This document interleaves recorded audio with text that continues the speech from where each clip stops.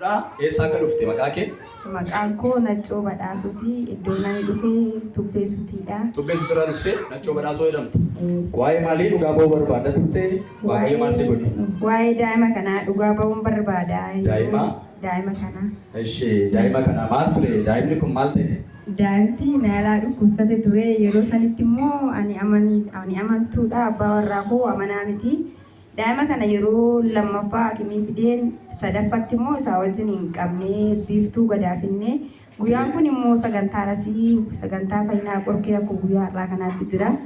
As kafinne qorichii fi dhukkumichi haga sanitti wal argachuu dadhabee inni immootu hakimii daa'ima hakimsiiseera wannaan akka goote godhi jedhee na biraa deeme daa'ima du'aan qabadhee akka goote godhi jedhee narratti gatee na biraa deeme mana yaalaati waan mana yaalatii na baasee raawwate akka goote godhi jedhee narratti gatee na biraa yoo jiraates yoo du'es dursa isaayyuu immoo wanti xiqqoo yeroo isaa isinitti durse mata duree wayii isinii kaasuu barbaadu daa'imti dura akkuma hin na yaalaa baddalamteerti. Inni sanii wajjiniin madaa sanii wajjiniin na tuqee bakka sunis daa'imta ammoo yeroo sanan biyya lafaati namanni amma amantirra jira. Amma sababa amantii kana amanteef daa'imti kan koo du'a na waaqeffadha waaqa koo horiin qaladhee naan dhadiddee situ nyaata daa'ima kan koo akka barbaadde godhi gattus qaltus dhimma kennaa jedhee na biraa deeme amma yeroo isa biraa deemutti nama wayiitti nan dhufe maal ta'e daa'imti kan kennaa daa'imti meeqa kanaa yeroo ifa ji'a sadaffaa na harkatti qabee akkatti dhukkubsataadha. Ji'a sadii dhukkubsachaa ture waan wallaalee gara naqus akka nama foonii ta'een bakka foon hafuura keessaa bahee baay'een dadhabee abbaas hin qabun jedha haadhas hin qabun jedha eenyutti amma himadhaa gooftaa koo eenyutti nagaddan jedha ollaan naannoo safarri san madadiin akkuma jiranitti ishitu daa'ima nyaata inni amantii miti isiin amantiidha amantiin isaanii wal dhiibee jira isiinis jennaan diddee ammas daa'ima akkuma daa'ima duraatitti ajjeesu kutatte naan jedhan hundi isaanii irratti qabu waan ta'eef keessi kan koof garaachi kan koo bakka baay'ee dadhabee uffachuun fi dhiqachuun illee miidhaguun bakka baay'ee natti kan koo sammuun kan koo gaddaa dhagahame amma nama kanatti kana dhufee asmii daa'ima kana naan jedhan amma akimii kamiinuu dhaqxee dadhabdee innis amma sigatanii miti hundi isaanii usirratti ka'anii miti naan jedheeni namni kun nama bakkeetillee dha'umaa naan ta'u amma akki gootu wardaa laajii balaa'i kan jedhamutu jira. Achi gaggaafadhuuti sagantaan guyyaa faayinaa har'a jira waan ta'eef daa'ima kana qabadhuuti achi naan jedhan qabadhee tanan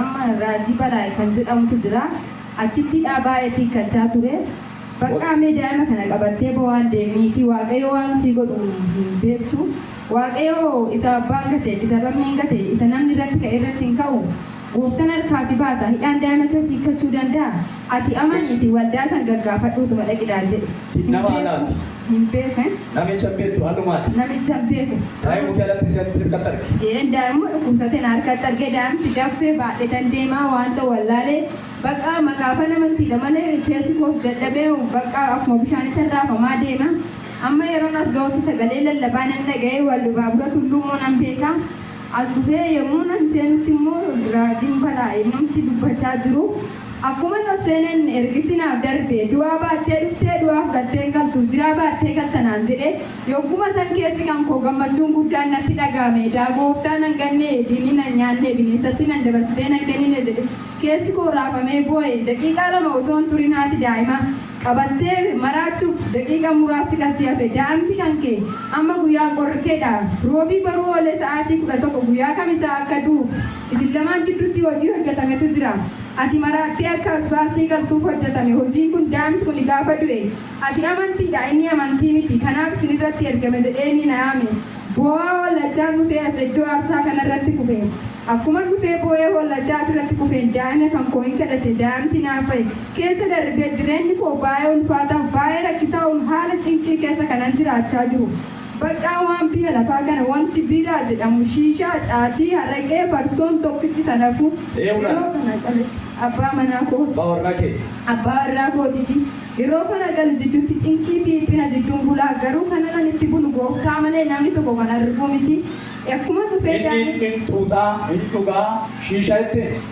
caatii tokko namnis waa sigaaraa hundi isaa nafu tokko sanafu wanni tokko iyyuu sanafu akkuma dhufee asitti daa'ima kan koo daa'ima anaaf kadhatee anaafis kadhatee keessa darbee raajii kun waaqayyo isaa wajjiniin jira gooftaan karuma isaaniitiin ta'e atiin boocha irra hafamta hibbachaa jirta baay'ee keessi kan kee raafama garuu immoo inni waan lafa kanarraa tokkoyyuu haga xajjii araqee farsoo tafa kanarratti tokko wanta baaboo biyya lafaa hunduma isaa dhiisaan jiru.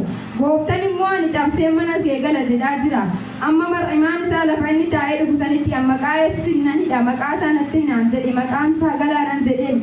Akkuma nalasiin isatti himeen garaa keessaa wanta inni dhugu maxaxxii isa abidda isatti taasise jedheen. Abidduma isatti ta'ee osoo hin bulin osoo hin turin innis naaf amanee jireenyi koo ba'aa. Iyyaa galata fidaa gooftaadhaaf. Asumatti ergaa itti dubbatan. Asumatti ergaan natti dubbatame.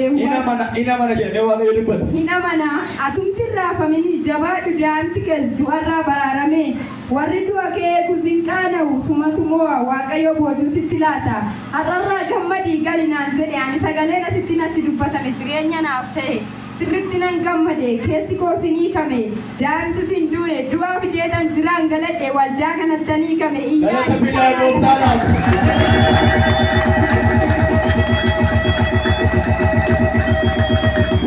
Sadu'aa fidanii fayyaa fudhatanii akka galan godhu gooftaaf galata fidaa. Guyyaa sanaa kaasee manni kee akkam ture ati akkam jirta abbaa warraa kee akkam ture? guyyaa sanii kaasee warroonni baay'een dinqisiifatanii anaayyuu akka inni xamale kun dinqii natti ta'e baay'ee raajeffadhe keessi kan koo tanaan dura madaa baay'ee waan qabuuf waaqayyo madaa koo fayyisee warra diinota koo ta'an macoota hafuura ammeenyaa hunduma isaanii mataa isaanirraa caccabsee daa'imman kan koo kunoo dhiira lamaa fi dubara tokkoon qabaa waaqayyo na gammachiisee ilichaa Galata guddaa guddaa galata gooftaadhaaf.